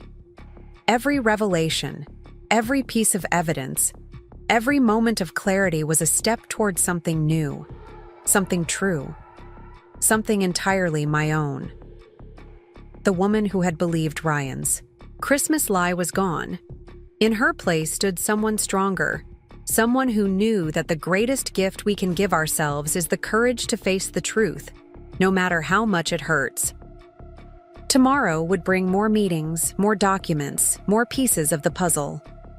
But tonight, I sat with my truth, with my strength, with the knowledge that sometimes the end of a lie is just the beginning of a better story. The news broke on a Wednesday morning. I was arranging travel books at Eleanor's shop when my phone exploded with notifications. The headline from the Denver Post said it all. Local tech executive indicted in multi-million-dollar securities fraud. Ryan's company photo stared back at me from the screen, his confident smile now seeming more like a smirk. Eleanor appeared, at my elbow with a steaming mug of tea. "I think you might need something stronger than Earl Grey, but this will have to do for now." She guided me to the reading nook we'd created in the corner of the store, gently pushing me into an oversized armchair. The article laid it all bare: the years of fraudulent trading, the shell companies, the web of lies that had entangled not just me, but countless investors. Ryan and Melissa were both named as key players in a scheme that had defrauded people out of millions. The SEC investigation had moved faster than anyone expected, spurred on by the evidence Sarah had provided. My phone rang, Grace's number flashing urgently. "Turn on your TV," she said without preamble. "Channel 9, now." Eleanor already had the store's small television tuned to the local news. There, on screen, was Ryan being led out of his office in handcuffs, Melissa right behind him. The confident facade had cracked, replaced by something darker, desperate. News cameras caught his face as he was placed in the back of a police car. He looked older somehow, diminished. "Don't talk to any reporters," Grace warned. "They'll be looking for you once they make the connection. Come to my office. We need to discuss strategy." She was right. Within hours, my phone was flooded with calls and messages from unknown numbers. Journalists hungry for the human interest angle, wanting to know how it felt to discover your husband was at the center of a major financial scandal. I slipped out the back door of the bookstore, taking the long way to Grace's office. The February air was sharp with cold, the streets busy with people going about their normal lives. How strange to think that just months ago, I'd been one of them, believing in my own normal life, my own normal marriage. Grace's office was a hive of activity when I arrived. Marcus from the SEC was there, along with several other officials I didn't recognize. They all looked up when I entered, their expressions a mix of sympathy and professional interest. "Mrs. Mitchell, Ms. Thompson," Marcus corrected himself, "we want to thank you for your cooperation. Your testimony was instrumental in building this case." I sank into a chair, feeling oddly detached from it all. What happens now? The next hour was a blur of legal terms and procedures. Ryan and Melissa were facing serious federal charges. The evidence against them was overwhelming. Not just the financial fraud, but attempts to obstruct justice, conspiracy, money laundering through that damn condo in Vail. They tried to run, Marcus revealed, sliding a photo across the desk. It showed Ryan and Melissa at Denver International Airport, luggage in hand. We picked them up just before they could board a flight to the Cayman Islands. I stared at the photo, at the designer luggage I recognized from our honeymoon, at the way Ryan's hand rested possessively on Melissa's back. Even in their attempt to flee, they looked like a power couple. Right up until the moment they were arrested. My phone buzzed again. Emma this time. Mom and Dad just saw the news. They're freaking out. Do you want me to come to Denver? Before I could respond, Grace's assistant burst in. You need to see this, she said, turning up the volume on the office TV. Melissa was on screen, having apparently made bail. She stood on the courthouse steps, perfectly composed despite everything, speaking to a crowd of reporters. I was manipulated, she was saying, her voice trembling with well-practiced emotion. Ryan Mitchell led me to believe these were legitimate business practices. I trusted him, just like his wife did. The laugh that escaped me was hollow. Unbelievable, I muttered. She's throwing him under the bus. It's a common strategy, Marcus said. She's trying to position herself as another victim. But don't worry, we have evidence that proves she was just as involved as Ryan. I thought about all the times Melissa had been in my home, playing the role of the friendly colleague while sleeping with my husband and helping him defraud investors. The depth of their deception was staggering. Grace's phone lit up with a message. Her expression changed as she read it, becoming more serious. Hannah, she said carefully. Ryan's asking to see you. His lawyer says he has information he'll only share with you. The room fell silent, all eyes on me. Part of me wanted to refuse immediately, to never see his face again. But another part, the part that had grown stronger through all this, was curious. What could he possibly have to say now? I'll go, I decided. Not because he deserves it, but because I want him to see exactly who I've become. The county jail was a stark contrast to Ryan's usual sleek surroundings. I sat in the visiting room separated from him by thick glass, watching as guards led him in. His expensive suit had been replaced by an orange jumpsuit, his carefully styled hair disheveled. But his eyes, they were the same. Calculating, always calculating. Hannah, he breathed, picking up the phone. Thank God you came. You have to help me. Melissa's lying. She was the mastermind behind everything. I let the silence stretch between us, studying his face. Once, I would have been moved by his desperation. Once, I would have wanted to help, to fix, to make everything better. But that was before I understood the true nature of his manipulation. That's why you wanted to see me? I finally asked. To try to manipulate me one more time? No, baby, listen. I'm not your baby, I cut him off. I'm not your anything anymore, and I'm not here to help you. I'm here to tell you that I know everything. The affair, the fraud, the years of lies, all of it. His face changed, the desperate mask slipping to reveal something harder underneath. You don't understand what it's like, he hissed. The pressure to succeed, to maintain our lifestyle. Our lifestyle? I laughed. You mean the lifestyle you built on lies? The one where you used my inheritance to buy a love nest with your mistress? Where you made me feel crazy for questioning your late nights and business trips? I loved you, he tried. No, I said firmly. You loved what I represented. The perfect wife who believed your lies, who made you look respectable, who never questioned too deeply. But that woman is gone, Ryan. And you're about to learn what it feels like when all your lies finally catch up with you. I stood, ready to leave, but he called out, "What about Christmas? You're really going to let our marriage end over one little lie about being sick?" Turning back, I felt nothing but pity for him. "Our marriage ended long before Christmas," I said. "I just didn't know it yet. But that lie, it was the greatest gift you could have given me. It opened my eyes to all your other lies." Walking out of the jail, I felt lighter somehow. The winter sun was setting behind the mountains, painting the sky in shades of pink and gold. My phone buzzed with a text from Olivia. "Wine and pizza tonight?" Eleanor closed the shop early so she could join us. Later, surrounded by my chosen family, I told them about the visit, about Ryan's attempts to manipulate me one last time, about Melissa's betrayal, about the strange sense of closure I felt. "You know what amazes me?"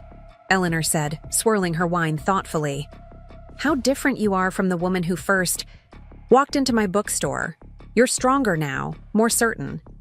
"It's because she's finally free," Olivia added. "Free from the lies, the manipulation, the constant doubt." They were right. Each revelation, each piece of evidence, each confrontation had stripped away another layer of the person I'd been with Ryan. The woman who'd discovered his Christmas lie seemed like a stranger now, someone who had lived in a beautiful cage without realizing it was a cage at all. My phone lit up with another news alert. Second tech executive arrested in fraud case. Melissa Barrett taken into custody after new evidence emerges. The photo showed her being led away in handcuffs, her perfect composure finally cracking. "Justice," Emma texted moments later. "Both snakes going down." But it wasn't about justice, not really.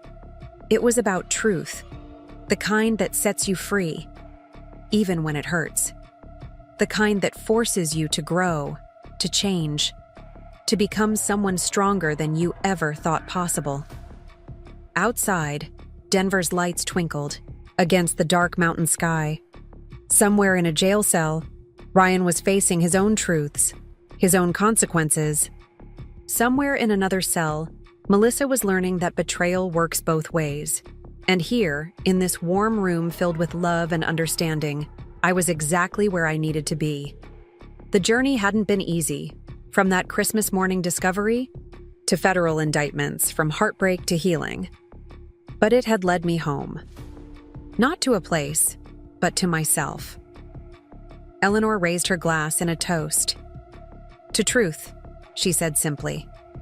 "To truth," we echoed, and in that moment, I knew with absolute certainty that the best chapters of my story were still to come. Not as Ryan's wife, not as a victim of his deceptions, but as myself, whole, strong, and finally, completely free. The mountain peaks stood silent against the night sky, eternal witnesses to the storms that reshape our lives. But storms, no matter how fierce, eventually pass. And what remains is often stronger, truer, and more beautiful than what came before. Spring came early to Denver that year, bringing with it unexpected changes. The cherry trees outside Eleanor's bookstore burst into bloom while patches of snow still lingered in the shadows. I stood at the store window, watching pink petals dance on the March breeze, when my real estate agent called.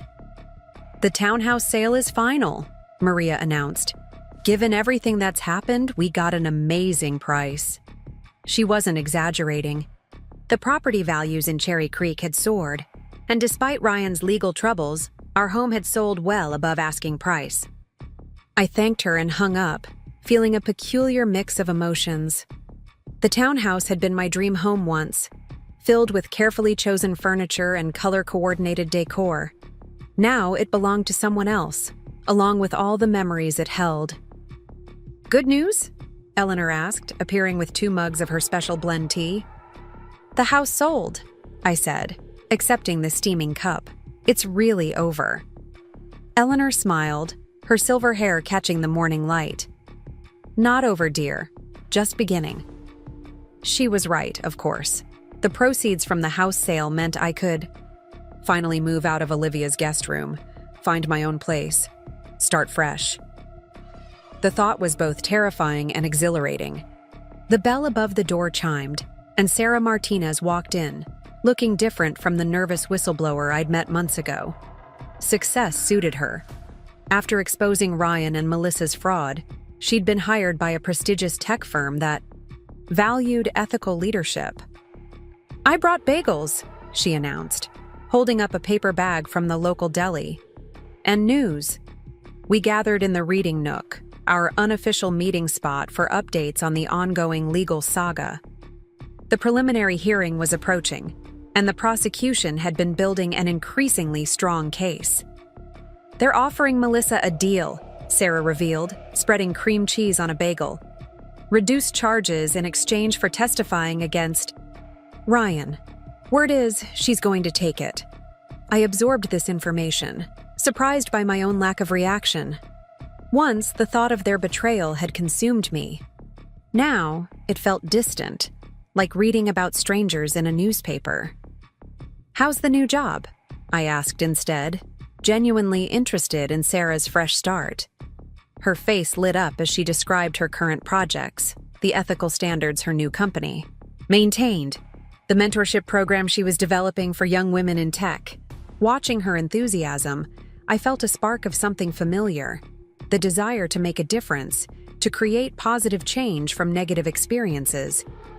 The bell chimed again, this time admitting Grace, looking polished despite the early hour. "Hannah," she said, slightly breathless, "we need to talk. The prosecutor wants you to testify." The bagel turned to ash in my mouth. Testify? About what? About everything. The pattern of deception, the financial manipulation, how he used your inheritance. Your story helps establish a timeline of fraud that predates the tech company scandal. Eleanor squeezed my hand. "You don't have to decide right now," she said gently. But I already knew my answer. "Yes," I said firmly. "I'll do it." The next few weeks passed in a blur of preparation. Grace and her team helped me organize my thoughts, gather documentation, prepare for cross-examination. The story emerged chronologically, from the early days when Ryan had convinced me to invest my inheritance in our future through years of financial manipulation, to that final Christmas lie that had unraveled everything. Between preparation sessions, I threw myself into apartment hunting. After months of living in Olivia's guest room, I was ready for my own space. The perfect place appeared unexpectedly, a small but bright apartment in Washington Park, walking distance from both the bookstore and the park itself. Emma drove down from Boulder to help me move in, bringing Mom's old kitchen table and Dad's spare armchair. "It's like a fresh start care package," she joked, arranging familiar objects in my new space. The apartment came together slowly, a mix of old and new. I hung art I'd chosen myself, arranged books by color on shelves I'd built, created a reading nook by the window where morning light streamed in. Every choice was mine, every detail a reflection of who I was becoming. One evening, as I sat in my new space surrounded by half-unpacked boxes, my phone lit up with an unfamiliar number. A text message appeared. "I know you probably hate me, but I need to tell you something. Melissa." My heart jumped, then steadied. After a moment's consideration, I replied, "I don't hate you. I pity you." Her response came quickly. "Can we meet? There's more to the story than you know." I shared the messages with Grace, who advised against meeting. "Anything she has to say can go through proper channels," she warned. But curiosity nagged at me. And finally, I agreed to meet Melissa in a public place, the coffee shop across from the courthouse. She looked different from the polished executive I remembered.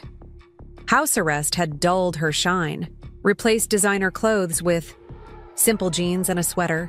She watched me approach, hands wrapped around a coffee cup. "Thank you for coming," she said as I sat down. "I know I'm probably the last person you want to see." Why am I here, Melissa?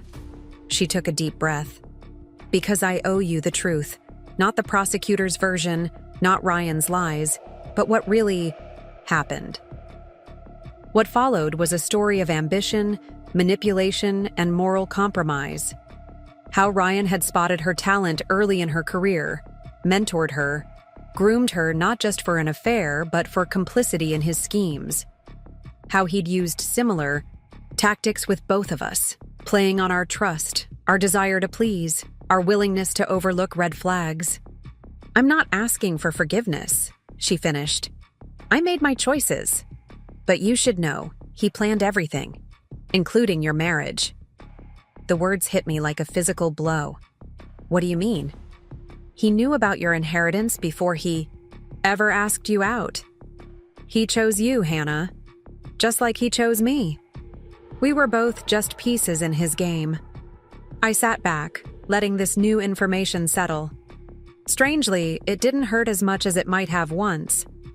Perhaps because I'd already accepted the depth of Ryan's deception, or perhaps because I'd grown stronger than his ability to wound me. Why tell me this now? I asked. Melissa's eyes filled with tears. Because someone should know the whole truth, and because I wish someone had warned me about him years ago. Walking home through Washington Park, I thought about patterns, how they repeat until we learn to recognize them, how breaking them requires first seeing them clearly. Ryan had created a pattern of deception that had ensnared both Melissa and me, each of us playing our assigned roles in his elaborate fraud. The park was full of life, joggers, dog walkers, children playing. Normal people living normal lives. I'd thought that's what I had once, but now I understood that normal wasn't about maintaining appearances or meeting others' expectations. It was about being true to yourself.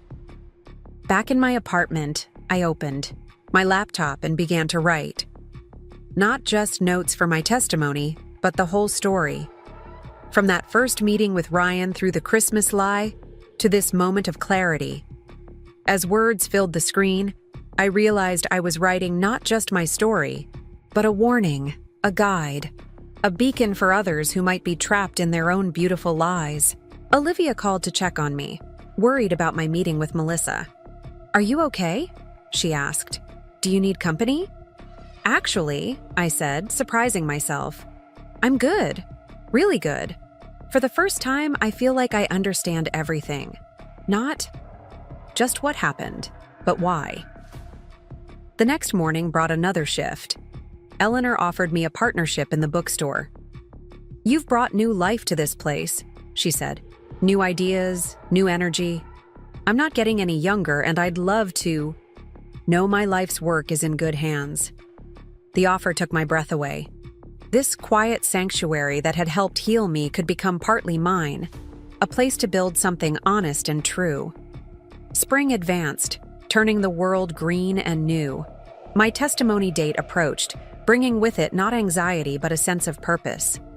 I would tell my truth, not for revenge or justice, but because truth itself had power. The night before I was due in court, I stood at my apartment window, watching the sun set behind the mountains. My phone buzzed with messages of support, from Emma, from Olivia, from Eleanor, from Sarah. Even from Melissa, a simple, "Good luck tomorrow." In the distance, thunder rolled across the city, promising spring rain. Once, I would have worried about the weather, about my hair, about maintaining a perfect appearance in court. Now, I welcomed the storm. After all, storms had taught me my own strength. I thought about the woman I'd been on that Christmas morning, discovering that first lie.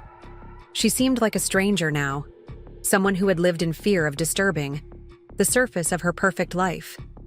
That surface had shattered, yes, but what emerged was so much stronger, so much more real. Tomorrow, I would tell my story. Not just for the court record, but for every person trapped in their own beautiful cage of lies. Because sometimes the greatest gift we receive is the truth that sets us free, even when that truth comes wrapped in pain. The rain began to fall, washing the city clean. Inside my new home, surrounded by choices I'd made for myself. I felt ready. Ready to speak. Ready to move forward. Ready to write my own story. One honest page at a time. The federal courthouse loomed against the April sky, its granite steps slick from morning rain. I adjusted my blazer, a new purchase that Emma had insisted on for today's testimony. Power clothes, she'd called them, helping me choose something. That made me feel strong rather than just looking the part. Grace met me at the entrance, her expression professional but her eyes kind. "Ready?" she asked, though we both knew it didn't matter if I was ready or not. The truth wouldn't wait for my comfort. The courtroom was smaller than I'd imagined, intimate almost, with morning light filtering through high windows. I spotted Sarah Martinez in the gallery, giving me a subtle thumbs up. Marcus from the SEC sat at the prosecutor's table, reviewing documents with focused intensity. Then Ryan entered, escorted by guards, and the air seemed to thicken. He wore an expensive suit that somehow looked wrong on him now, like a costume rather than clothing. Our eyes met briefly before I looked away, focusing instead on the judge's empty bench. "Remember," Grace whispered, "just tell the truth. Your story is powerful enough without embellishment." The prosecution called me first. As I took the oath, I saw Melissa being led in, wearing prison orange rather than her usual designer attire. She would testify after me, part of her plea deal. Our eyes met, and she gave me a small nod. Acknowledgement or encouragement, I wasn't sure which. "Please state your name for the record," the prosecutor began. "Hannah Thompson." My voice sounded stronger than I felt. Using my maiden name felt right, like reclaiming a piece of myself. "And you were married to the defendant, Ryan Mitchell?" "Yes, for 7 years." What followed was a methodical unpacking of those years. The financial decisions, the manipulation, the careful web of lies that had entangled our marriage from the very beginning. I spoke about my inheritance, how Ryan had convinced me to invest it in our future, while secretly using it to fund his schemes. "Can you tell us about when you first began to suspect something was wrong?" the prosecutor asked. I took a deep breath, feeling the weight of the courtroom's attention. It started with a Christmas lie. The story unfolded. The fake illness, the ski trip, the discovery of the photos that led to uncovering years of deception. As I spoke, I watched the jury's faces, saw recognition dawn in some eyes. How many of them had their own stories of betrayal, their own moments of clarity? Ryan's lawyer attempted to paint me as a scorned woman out for revenge, but the evidence spoke for itself. Bank statements, property records, emails, a paper trail of deception that no amount of legal maneuvering could explain away. "Ms. Thompson," Ryan's lawyer asked during cross-examination, "isn't it true that you benefited from your husband's financial success? That you enjoyed the lifestyle his business provided?" I met his gaze steadily. I believed we were building something honest together. I didn't know our life was built on fraud and lies. There's no enjoyment in a happiness that's based on deception. During a brief recess, I found myself in the courthouse bathroom, splashing cold water on my face. In the mirror, I caught sight of Melissa entering, her handcuffs glinting under fluorescent lights. "You did well," she said quietly. "Better than I will." "Just tell the truth," I replied, echoing Grace's advice. "It's freeing once you start." Back in the courtroom, I watched Melissa take the stand. Her testimony was devastating. Detailed accounts of insider trading, of Ryan's manipulation, of how he'd orchestrated everything from their affair to the corporate fraud. As she spoke, I saw Ryan's face change, the last vestiges of his confidence crumbling. When it was over, when the guards led them both away, I sat alone in the emptying courtroom. Grace touched my shoulder gently. "You did it. Both of you did." The jury heard the truth. Outside, spring sunshine had broken through the clouds, Emma waited on the courthouse steps, holding coffee and pastries from our favorite shop. "Mom and Dad wanted to come," she said, hugging me tight. "But I told them you needed space to process." We walked to the nearby park, finding a bench beneath blooming trees. The normalcy of the scene, children playing, dogs chasing balls, couples walking hand in hand, felt surreal after the intensity of the courtroom. "How do you feel?" Emma asked, passing me a coffee. I considered the question, watching cherry blossoms drift on the breeze. "Lighter," I said finally. "Like I've put down something heavy I didn't even know I was carrying." My phone buzzed. Messages of support from Eleanor, Olivia, even Sarah. But one message stood out, from an unknown number. "Thank you for telling the truth. M." Later that evening, back in my apartment, I opened my laptop and began to write. The words flowed easily now, my story taking shape not as a victim's tale but as a journey of discovery and strength. Outside, the city hummed with life, indifferent to the small dramas that reshape our worlds. Olivia came over with wine and Thai food, settling into what had become her usual spot on my couch. "I heard Ryan's lawyer is already talking plea deal," she said, passing me a container of pad Thai. "Your testimony scared them." "It wasn't just my testimony," I replied. "It was the truth itself. It has its own power." We ate and talked, the conversation drifting from the trial to Eleanor's plans for expanding the bookstore, to Emma's kids' latest adventures. Normal life, continuing despite everything. Or perhaps because of everything. A spring storm rolled in, rain pattering against windows that had become my windows, in a space that was truly mine. I thought about Ryan and Melissa in their separate cells, about the lives they'd built on lies, about the truth that had finally set us all free in different ways. My writing beckoned, the story wanting to be told not just for me but for others, who might be living their own versions of beautiful lies. Each word felt like another step forward, another piece of myself reclaimed. The rain grew stronger, but I felt safe in my new sanctuary. The woman who had once decorated a perfect home with a perfect husband was gone, replaced by someone who understood that real beauty lies in truth, even when that truth is messy and complicated. Eleanor had been right that day in the bookstore. This wasn't an ending, but a beginning. Each day brought new discoveries, new strengths, new understandings. The truth hadn't just set me free, it had shown me who I really was. Tomorrow would bring more testimony, more revelations, more steps toward justice. But tonight, in this moment, I was exactly where I needed to be, surrounded by honest love, honest work, honest life. The storm outside echoed the ones we weather. Inside, the ones that reshape us into something stronger, truer, more ourselves than we ever thought possible. And in that truth, in that strength, I found a peace I'd never known in all my years of perfect lies. May arrived in Denver with an unexpected heat wave and even more unexpected news. I was organizing a new shipment of books at Eleanor's store when Grace called, her voice crackling with urgency. "The prosecutor just called. Ryan wants to make a deal." The words hung in the air as I sat down on a stack of unopened boxes.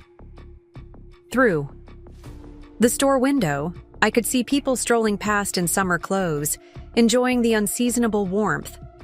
Their normality felt distant, like watching a movie from another room. "What kind of deal?" I asked, though part of me didn't want to know. Full confession, testimony against bigger players in the financial scheme. Turns out Ryan wasn't the mastermind after all. He was just a well-placed pawn in a much larger game. I laughed, the sound surprising even me. Of course he was. Ryan had always been more facade than substance, more ambition than ability. It made perfect sense that even his crimes weren't truly his own. Eleanor appeared with her uncanny timing, and a cup of chamomile tea. "Take 5, she said, shooing me toward our reading nook. "The books can wait."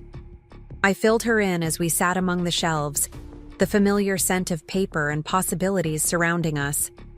Eleanor listened with her usual quiet wisdom, waiting until I finished before speaking. "You know," she said thoughtfully, "sometimes the universe has a way of revealing truth, layer by layer, like peeling an onion. Each revelation brings tears, but also clarity." She was right, as usual. Each new piece of information about Ryan's deception had brought its own pain, but also its own understanding. Now this, the final proof that the man I'd married had never really existed at all. My phone buzzed with a text from Sarah. "Have you heard? The SEC is expanding the investigation. They're looking at the whole tech sector now." I had a sudden image of dominoes falling, each revelation triggering another, ripples spreading outward from that one Christmas morning lie that had started it all. Grace wanted me to come to her office to discuss the implications of Ryan's deal. But first, I had something else to do. Something that had been nagging at me since the trial. The women's shelter was housed in a nondescript building downtown, its location semi-secret for the safety of its residents. I'd been volunteering there for a few weeks, sharing my story with women who were finding their own paths to truth and freedom. Today's group was small, just 4 women sitting in mismatched chairs, each carrying her own version of betrayal and hope. As I shared my story again, I saw recognition in their eyes, felt the connection that comes from shared experience. "How did you know?" one woman asked, her voice barely above a whisper. "How did you know when it was time to face the truth?" I thought about that Christmas morning, about the moment when one lie had illuminated all the others. "Sometimes," I said carefully, "the truth finds us when we're ready to see it, even if we think we're not ready at all." After the session, the shelter director asked if I'd consider taking on a larger role, perhaps developing a program specifically for women dealing with financial abuse and manipulation.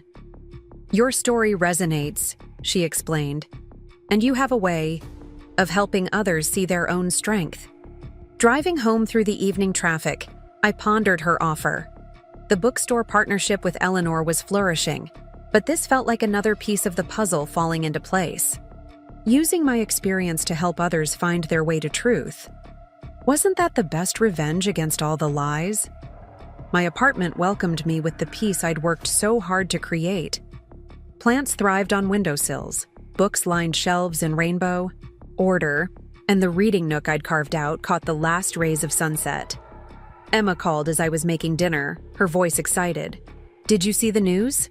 They're saying Ryan's testimony could lead to charges against some major players in the tech industry.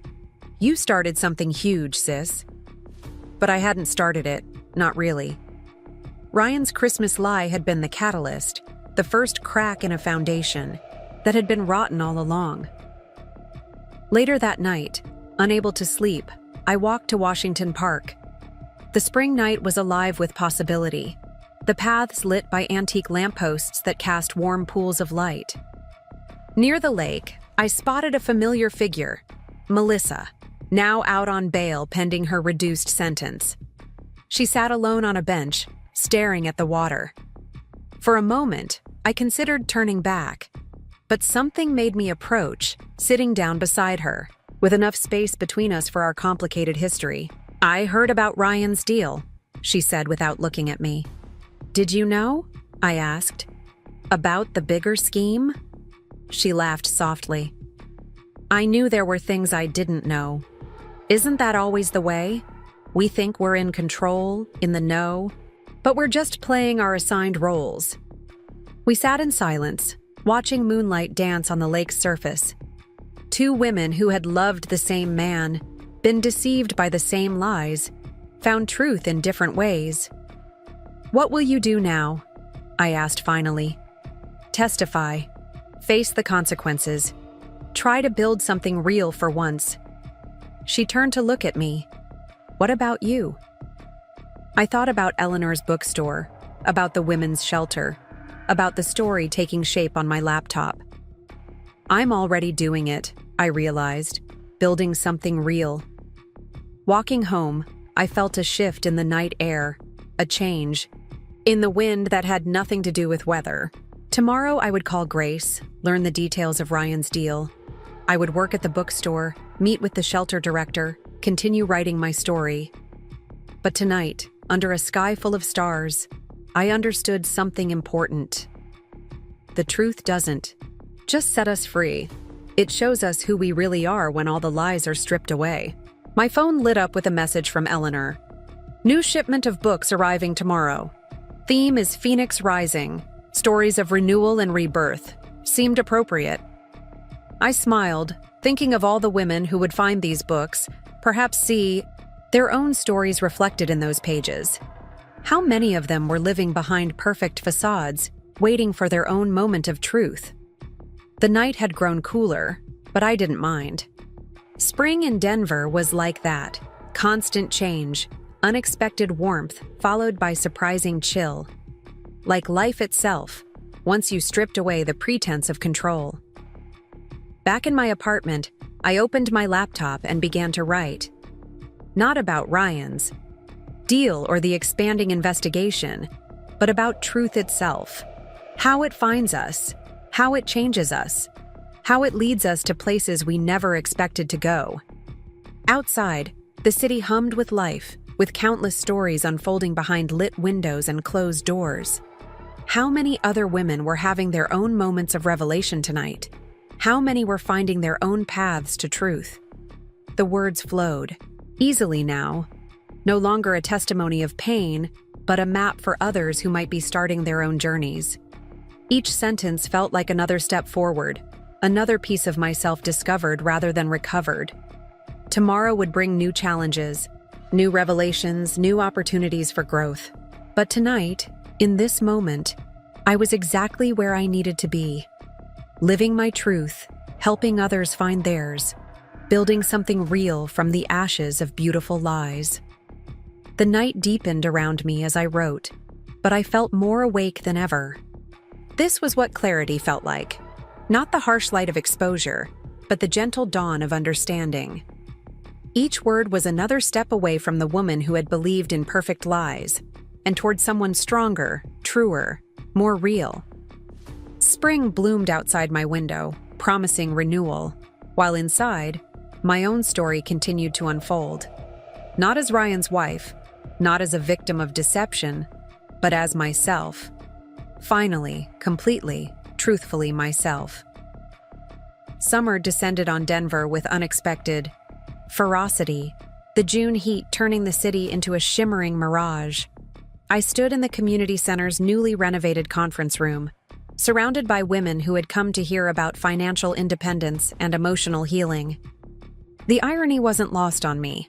A year ago, I had been the one needing these lessons. Financial abuse often hides behind luxury, I explained, gesturing to the PowerPoint slide Grace had helped me create. Sometimes the prettiest cages are the hardest to recognize. The room was full, every chair occupied by women of varying ages and backgrounds. Some took careful notes, others just listened intently, but all of them shared a common thread: the desire to reclaim their power from those who had taken it. Maria, a quiet woman in her 40s, raised her hand. But how do you start over when everything you thought you knew turns out to be a lie? The question hung in the air, heavy, with shared experience. Through the window, I could see the mountains in the distance, their peaks still snow-capped despite the summer heat. They had become my touchstone, a reminder that some things remain true and unchanging.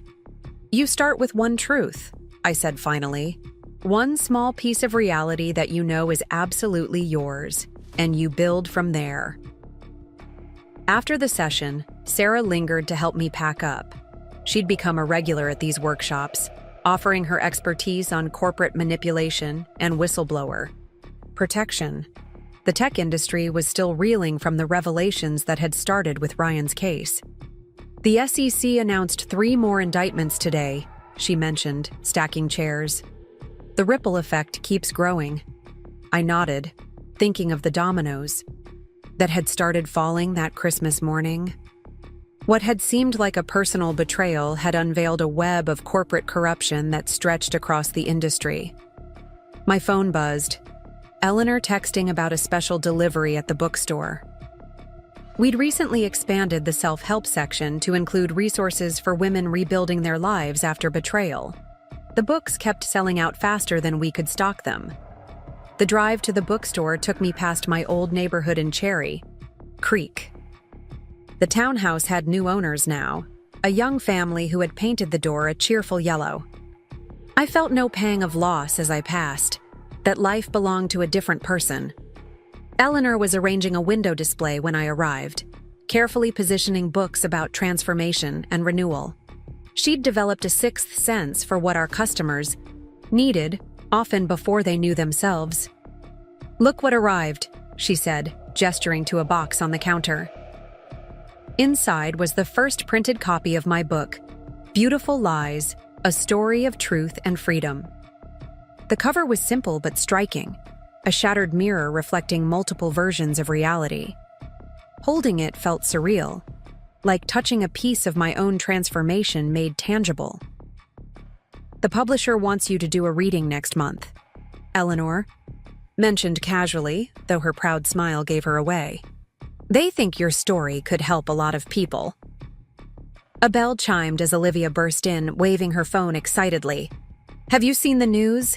Ryan's testimony just brought down the CEO of Tech Vantage. It's all over the financial channels. I hadn't been following the case closely anymore, too focused on building my new life to dwell on the destruction of my old one. But curiosity made me check the headlines. The story was bigger than I'd imagined. Ryan's revelations had exposed a massive fraud scheme involving multiple tech companies, fake valuations, and millions in stolen investor funds. The perfect facades of Silicon Valley were crumbling, revealing rot at their foundations. Your ex-husband might actually end up being the hero of this story, Olivia mused, in a weird, accidental way. I shook my head, remembering the calculated cruelty of his Christmas deception. There are no heroes in this story, just people making choices and other people dealing with the consequences. The afternoon sun streamed through the bookstore windows, creating patterns on the wooden floors. A young woman browsed the self-help section, her body language speaking of recent hurt and hesitation. I recognized that posture. I'd worn it myself not so long ago. Approaching her carefully, I asked if she needed help finding anything. Her eyes were red-rimmed, her hands twisting a tissue. "I just discovered my partner's been lying about." "Everything," she whispered. "I don't even know where to start." Without hesitation, I pulled my book from the counter and handed it to her. "Start here, and come to our workshop next Tuesday. You're not alone in this." Later that evening, I met Grace for dinner at our favorite rooftop restaurant. The city spread out below us, a tapestry of lights and possibilities. "The prosecutor wants to know if you'll make a victim impact statement at Ryan's sentencing," she mentioned between bites of salmon. "It could influence the judge's decision." I considered this, watching the sunset paint the sky in shades of pink and gold. "I'm not a victim anymore," I said finally. "And my impact statement is already out there. In every woman I help, every story I share, every truth I speak." Grace smiled, understanding. "You've built something remarkable from all this. I know. Most people would have just tried to move on. But moving on wasn't enough. The truth had set me free, yes, but it had also given me a purpose. Every woman who found strength through my story, every person who recognized their own beautiful lies and chose truth instead, they were part of a larger transformation." My phone lit up with a message from Melissa, now serving her reduced sentence. "Your book arrived in the prison library today. The women here. They need this. Thank you." Even in prison, she was finding her own way to make amends, working with inmates on financial literacy and emotional healing. Another ripple in the expanding circle of change. The night air had cooled by the time I walked home through Washington Park. The paths were busy with joggers and dog walkers, people living their normal lives unaware that somewhere, someone's world might be unraveling in exactly the way they needed. In my apartment, The manuscript of my second book waited on my desk. This one was different. Not just my story, but a guide for others navigating their way from beautiful lies to difficult truths. Each chapter was built from the experiences shared in workshops, from tears and triumphs and tiny steps toward freedom. Emma called as I was settling in to write, her voice excited. Dad's telling everyone at his office about his daughter, the author. I think he's ordered a dozen copies to give away. I laughed, remembering how my father had stood by me through everything, his quiet strength, a foundation I could build upon. Tell him to save some for the official release. The words flowed easily now, each sentence informed by months of helping others find their way to truth. Outside, the city hummed with life, with countless stories waiting to be transformed. A cool breeze drifted through my open window, carrying the scent of summer flowers. On my bookshelf, that first Christmas card from Ryan sat as a reminder, not of pain now, but of awakening. One small lie had unlocked a door to truth, not just for me but for others walking similar paths. Tomorrow would bring another workshop, more stories to hear, more truths to witness. But tonight, I wrote for all the women still living behind. Perfect facades, waiting for their moment of clarity. The truth I had learned was like water. It found its way through any crack, no matter how small. And once it started flowing, it could reshape entire landscapes. Summer stars appeared one by one above the city, witnesses to countless transformations. Somewhere out there, another woman might be facing her first moment of truth, taking her first step toward freedom. My story was just one drop in an ocean of change, but sometimes a single drop was all it took to start a wave. And waves, given time and truth, could reshape entire shorelines. The late July evening hummed with anticipation as I stood at the podium in Eleanor's bookstore, facing a crowd that spilled out onto the sidewalk. Launch day had arrived with a wave of media attention I hadn't expected. My story, it seemed, had struck a chord far beyond Denver. Reality often arrives disguised as catastrophe, I began, reading from my book's opening chapter. The faces before me were a sea of recognition and hope. Some nodded, others wiped away tears, but all of them understood the weight of those words. Among the crowd, I spotted familiar faces. Emma beaming proudly, Olivia recording everything on her phone, Grace looking elegant as ever in her court-ready suit. But it was the strangers who caught my attention most. Women clutching copies of the book like lifelines, their eyes reflecting stories yet untold. A reporter from the Denver Post raised her hand during the Q&A. Your book goes beyond personal. Memoir into a broader examination of financial abuse and corporate fraud. Was that always the intention? The question made me pause, considering the journey that had led me here. Truth doesn't exist in isolation, I replied. My personal story was just the beginning. What I discovered was a pattern of deception that extended far beyond my marriage. Another hand rose, a young woman in the back, her voice trembling slightly. How do you trust again? After discovering everything was a lie? The room fell silent, waiting. Through the store windows, I could see the sun setting behind the mountains, painting the sky in shades of truth and possibility. You start by trusting yourself, I said finally. The voice inside that you silenced, the instincts you ignored, they were right all along. Listen to them now. After the formal presentation, I signed books and listened to whispered confessions. Each woman who approached had her own version of beautiful lies, her own moment of awakening. Some were just beginning their journey. Others were further along the path to truth. Sarah appeared as the crowd thinned, holding up her phone. The SEC just announced another round of indictments. Your book's timing couldn't be better. The corporate fraud investigation had expanded beyond Denver's tech sector, revealing a nationwide pattern of deception. Ryan's testimony had been just the first domino in a cascade of revelations that was still unfolding. Eleanor approached with a cup of tea and a proud smile. We've sold out completely. Even the emergency shipment from the publisher is gone." She gestured to the empty shelves where my book had been displayed. "But more importantly, look at their faces as they leave. They're different than when they came in." She was right. Each person walking out carried more than just a book. They carried permission to question their own beautiful lies, to seek their own difficult truths. Later that night, as we cleaned up the shop, my phone lit up with a message from an unknown number.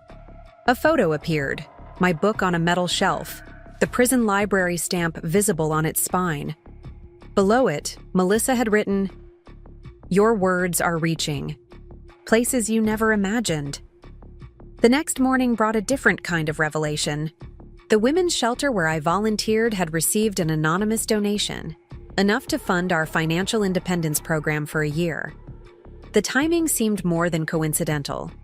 Grace confirmed my suspicions when I called her. "It came through. Melissa's attorney," she said. "Apparently, she's liquidating her assets while she serves her sentence, making amends in her own way." The summer heat had turned the city into a shimmering mirage as I drove to my next speaking engagement. A corporate HR department had invited me to address their employees about recognizing financial abuse and manipulation. It was the third such request this week. The conference room was packed, faces turned expectantly toward me. These weren't just victims seeking help. These were professionals learning to recognize and prevent abuse within their own spheres of influence. "Deception doesn't always announce itself," I began. "Sometimes it arrives wearing success like a designer suit, carrying confidence like a briefcase full of lies." A woman in the front row nodded vigorously, pen poised over her notepad. Later, she would tell me about her own suspicions regarding a colleague's behavior, how my words had given her the courage to report what she'd observed. The ripples kept spreading, each truth touching another life, each story encouraging another voice to speak. My inbox filled with messages from readers around the country, each sharing their moment of awakening, their first step toward freedom. Back at the bookstore, Eleanor had given me a small office, a place to write, to meet privately with women who needed more than just a book. The walls were lined with resources, legal aid information, financial planning guides, contact numbers for support services. A soft knock interrupted my writing. A woman stood in the doorway, clutching my book, her hands shaking slightly. "I read it in one night," she said. "I couldn't stop. It was like reading my own story." We talked for hours, her words tumbling out like water breaking through a dam. Her husband's financial control, his emotional manipulation, the perfect facade they maintained for their social circle. She hadn't known what to call it until she read my book. As she left, armed with resources and referrals, she turned back. "You know what the strangest part is? Last Christmas, when my husband said he was too sick to visit my family, I knew something was wrong. I just didn't know I was allowed to question it." The parallels hit me like a physical force. How many women were out there, living through their own versions of that Christmas morning? How many were waiting for permission to see the truth? Evening found me in Washington Park, walking familiar paths as the day's heat softened into twilight. My phone buzzed with updates. More book orders, more speaking requests, more messages from readers finding their way to truth. Emma's name flashed on the screen. "Dad's work is using your book in their corporate ethics training," she reported excitedly. "He's so proud he can barely contain himself." The pride in her voice warmed me more than any summer evening could. My family had been my foundation through everything, their love a constant truth I could build upon. A group of women jogged past, their conversation drifting back to me. One was describing my book to the others, her words passionate and urgent. Another ripple, another truth taking root. Back home, I opened my laptop to work on the second book. This one was different, a practical guide for women navigating their way from beautiful lies to difficult truths. Each chapter was built from real experiences, real victories, real transformations, The night deepened around me as I wrote, the city lights twinkling like earthbound stars. Somewhere out there, women were reading my words by lamplight, recognizing their own stories, finding their own courage. My phone lit up with a final message for the day, a photo from the women's shelter. They'd started a book club, my book open on their table, faces bright with recognition and hope. This, I realized, was the true power of truth, not just in its ability to set us free, but in its capacity to light the way for others. Each story shared was a lantern in the darkness, guiding another soul toward dawn. The summer night wrapped around me like a promise as I continued writing, adding another voice to the chorus of truth. Outside my window, the city hummed with untold stories waiting to emerge, with countless beautiful lies waiting to transform into difficult but liberating truths. The courtroom fell silent as the judge prepared to deliver Ryan's sentence. August. Sunshine streamed through tall windows, casting long shadows across the wooden benches.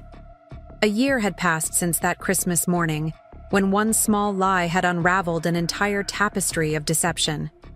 I sat between Grace and Emma, my hands steady, in my lap. Ryan stood at the defendant's table, shoulders slumped in his designer suit that somehow seemed to hang wrong on his frame now.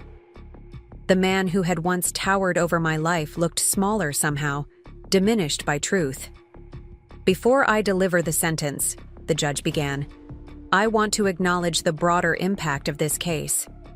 What began as a domestic deception revealed systemic fraud that affected thousands of investors, employees, and families. My gaze drifted to Melissa, sitting with her own legal team. She would be sentenced next month, her cooperation earning her a lighter punishment. Our eyes met briefly, and she gave me a slight nod. We had both found our own paths to truth, though they had led us to very different destinations. The sentence came down like a hammer, 15 years. Not just for the corporate fraud, but for years of financial abuse, for the manipulation of trust, for the calculated deception that had characterized not just his business dealings, but his personal relationships. As the guards led Ryan away, he turned to look at me one last time. I met his gaze steadily, feeling neither triumph nor pain. The woman who had once built her life around his lies was gone, transformed by truth into someone stronger, someone real. Outside the courthouse, reporters gathered with their microphones and cameras. Grace fielded their questions while I stood with my family, embracing the simple truth of their love. Ready for tonight? Emma asked, linking her arm through mine as we walked down the courthouse steps. Tonight. The thought brought a smile to my face. Eleanor's bookstore was hosting a special event, not just a reading, but the launch of a new program we'd developed together. A series of workshops designed to help women recognize and escape financial abuse, to transform their own beautiful lies into powerful truths. The Denver afternoon bloomed golden around us as we drove to Washington Park for a quiet moment before the evening's events. The park had become my sanctuary during the past year, its paths witnessing my transformation from victim to survivor to advocate. Olivia met us there, bringing coffee and her unwavering support. The shelter called, she reported. They're sending 10 women to tonight's workshop, and 3 more bookstores in different states want to start similar programs. The ripples kept spreading, each truth touching another life, each story encouraging another voice to speak. My inbox was full of messages from readers around the country, women finding their own courage through shared experience. As the sun began to set, we made our way to the bookstore. Eleanor had transformed the space, arranging chairs in a circle rather than rows. This wasn't about one person speaking to many. It was about creating a space where every truth could be heard. Women began arriving early, some clutching copies of my book, others simply carrying the weight of their own unspoken stories. Each face held a different version of the same question. How do we find truth in a world built on beautiful lies Sarah arrived with a group from her new tech company where she'd implemented ethics training programs inspired by our story. The corporate world was slowly changing, one truth at a time. "Before we begin," I said once everyone was seated, "I want you to know something. Whatever brought you here tonight, whatever lie you're questioning, whatever truth you're seeking, you're not alone. And you're stronger than you know." The stories began to flow, each woman finding her voice in the safe space we'd created. Some spoke of financial control disguised as protection, others of emotional manipulation masked as love. Each truth shared was another crack in the foundation of silence that perpetuated abuse. Through the bookstore window, I could see the mountains in the distance, their peaks painted pink by the setting sun. They had been my constant throughout this journey, a reminder that some truths stand unchanging against all attempts at deception. As the workshop wound down, a young woman approached me, tears streaming down her face. "My husband told me he was too sick to come to my sister's wedding next month," she said. "I didn't know why that felt wrong until I heard your story." I hugged her close, feeling the trembling of awakening truth in her body. Another Christmas lie exposed, another life about to transform. Eleanor appeared with tea and quiet wisdom, as she always did in moments of need. "Truth is like light," she said to the group. "It doesn't just illuminate the darkness, it shows us the way forward." The night deepened around us as women lingered, exchanging numbers and promises to meet again. This was the real power of truth, not just in its ability to set us free, but in its capacity to connect us to others walking similar paths. Later, as we cleared away the chairs and restored the bookstore to its usual order, my phone lit up with a message from Grace. The SEC investigation had led to more indictments, more revelations, more truth breaking through the perfect facades of corporate America. "You started something," Olivia said, reading over my shoulder. "All because you were brave enough to question one Christmas lie." But it wasn't just about bravery, I realized. It was about recognition, seeing the truth that had been there all along, waiting to be acknowledged. Every woman in that room tonight had her own moment of recognition waiting to happen. The city lights twinkled beyond the bookstore windows as we finished cleaning up. Emma hugged me goodbye, heading back to Boulder with stories to share with our parents. Olivia lingered, helping Eleanor close up shop. In the quiet moment before leaving, I stood in my small office, looking at the wall of resources we'd compiled: legal aid information, financial planning guides, support group contacts. Each piece represented another tool for truth, another way forward for women seeking freedom. My second book waited on my desk, its manuscript nearly complete. This one was different, not just my story, but a guidebook for others navigating their way from beautiful lies to difficult truths. Each chapter was built from real experiences, real victories, real transformations. The night air was cool as I walked home through the quiet streets. Summer was waning, autumn approaching with its promise of change. Soon another Christmas would come, but this one would be different. This one would be built on truth. My apartment welcomed me with the peace I'd worked so hard to create. Plants thrived on windowsills, books lined shelves in rainbow order, and the reading nook I'd carved out caught the last light of day. Tomorrow would bring more stories, more truths, more women finding their way to freedom. But tonight, in this moment, I was exactly where I needed to be, living my truth, helping others find theirs, building something real from the ashes of beautiful lies. Up next, you've got 2 more standout stories right on your screen. If this one hit the mark, you won't want to pass these up. Just click and check them out.